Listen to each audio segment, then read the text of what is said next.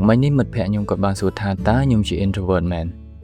ហើយចំពោះចម្លើយវិញខ្ញុំក៏អត់ដឹងច្បាស់ខ្លួនឯងដែរអញ្ចឹងខ្ញុំក៏បានសួរខ្លួនឯងដែរទៅលើសំណួរមួយហ្នឹងថាតើខ្ញុំជា introvert មែន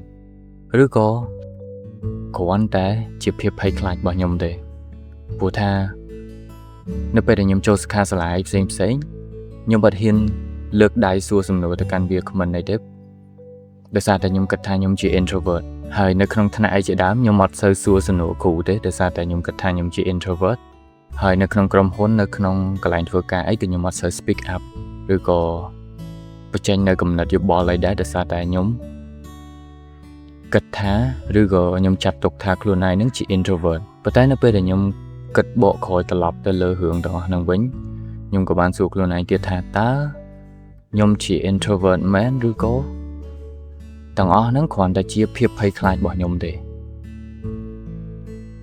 ពេលខ្លះយើងអត់ហ៊ានលើកដៃសួរសំណួរនៅក្នុងសិក្ខាសាលាផ្សេងដោយសារតែយើងមានភាពភ័យខ្លាចដោយសារតែយើង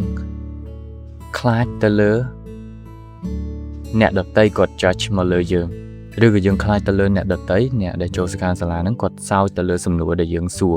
វា stupid អីចឹងទៅហើយជាភាសាហ្នឹងភាគច្រើនអ្នក IT គាត់គិតថាខ្លួនឯងហ្នឹងជា introvert